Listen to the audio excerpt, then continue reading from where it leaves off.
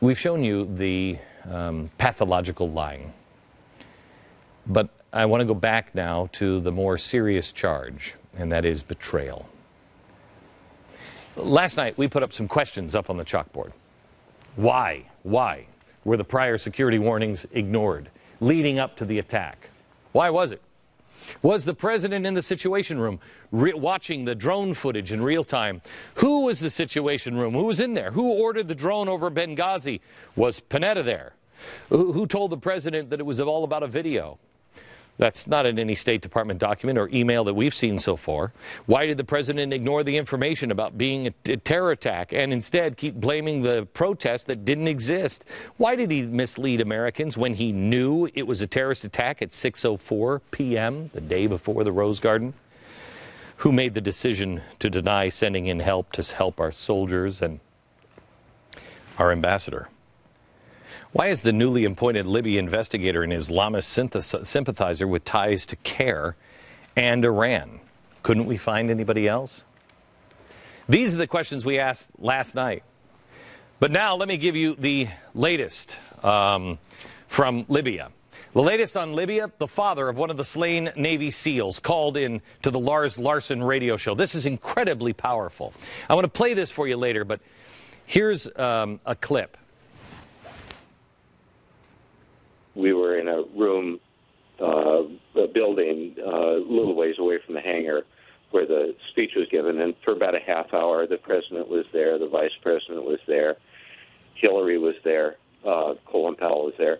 And, you know, when the president, we had 4 kind of little pod areas there with each one of the families. And when he came over to our little area, you know, I could tell he kind of just mumbled, you know, I'm sorry. His face was looking at me, but his eyes were looking over my shoulder, like he could not look me in the eye.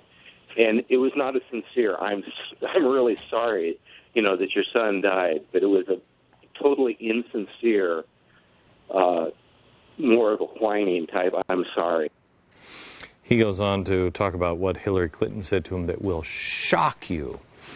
It's my understanding that he was calling in the Lars Larson show, and he wanted to get a hold of me or Lars Larson, who is on the station that I'm on in Portland, Oregon. We called him up as soon as we heard him on Lars, and he's going to be on the show tonight. You have to hear his story.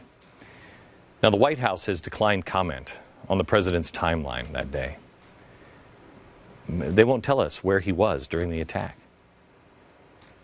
We know he was in the White House. He was with Biden and Panetta for about an hour after the attacks began on Benghazi, but it was a 7-hour attack.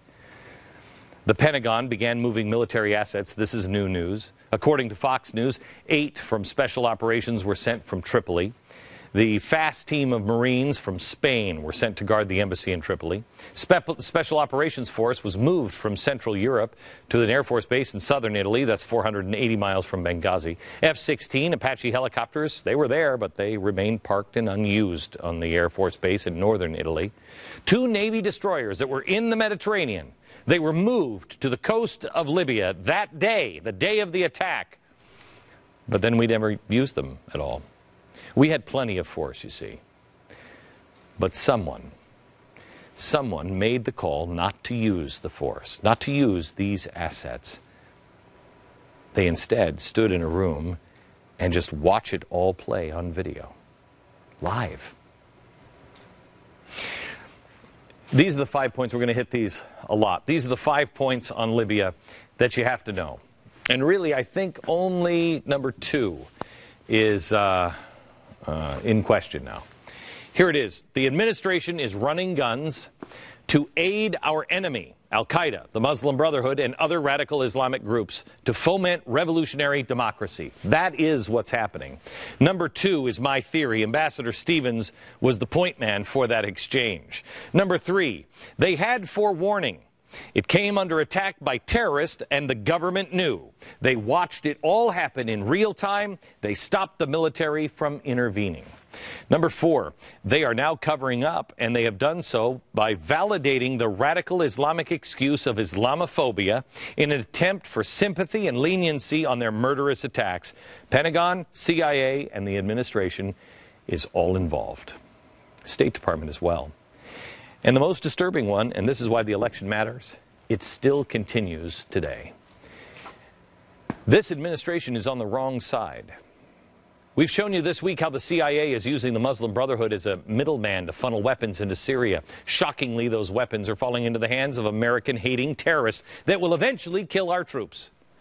The administration has now granted visas and welcomed members of designated by America terror groups into the White House so they could plead for the release of another terrorist. Here's some new news for you. This guy, he was formerly the director of ISNA, the Islamic Society of North America, and IIIT, International Institute of Islamic Thought. He visited the White House twice now. The FBI caught him working with convicted jihad leader Sami al-Arian. The Muslim Brotherhood lists ISNA and IT as its top front groups in the project. That's just one guy that we now know has been visiting the president. How about this one? This guy. He's a Chicago-based lawyer and former Obama campaign official with ties, you'll never guess to who. Syrian rebels. Yesterday I told you that the truth is that we have a president that is so close to the line of treason. He may be over it. I don't know. I'm not his judge. The American people will be his judge. And possibly, if this continues, a court will be his judge. Treason is a really hard thing to prove, and it is a very hard thing to charge, and it is extraordinarily serious. It's in our Constitution. But what is it? It's the crime of betraying your country. And treason requires overt acts that includes attempts to make war against the state, sharing government secrets with other countries, espionage, or materially supporting the enemies of one's country. That's significant. But this is where it comes in. Materially supporting the enemies of one's country. That's what's happening. Now, maybe this administration is just the most unlucky and incompetent of all time, but I don't think so. The Muslim Brotherhood and Al-Qaeda and other Islamic groups are actively trying to destroy America, and we are now arming them knowingly. We are welcoming with open arms, and we are providing them with weapons that are being turned around and used against us. Meanwhile, our people are getting killed, and no one in this administration, in the Pentagon, the State Department, the CIA, or in the White House, is there no decent American among them that will step up because they didn't step in and save those on the ground. Instead, they watched them die in real time. This is why the administration is working so hard to erase the phrase radical Islam from existence, to call the Fort Hood shooting a workplace violence incident, call the Muslim Brotherhood secular, because you can't be aiding the enemy if the enemy the accusers speak of doesn't even exist. It goes back to the project, the documentary we did on this network. The Muslim Brotherhood wrote it as their game plan to take over the West and dominate the world. Through infiltration of the government, our administration, our Congress, the media. If you want to truly be respected in the world and you want to survive, you better start calling your enemies out by name. Playing footsies with them only diminishes our role in the world and in the end gets us all killed.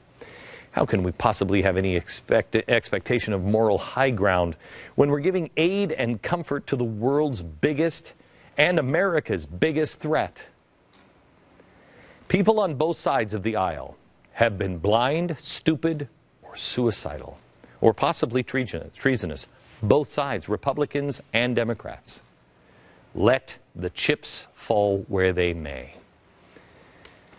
The cancer of Muslim extremism must be eradicated.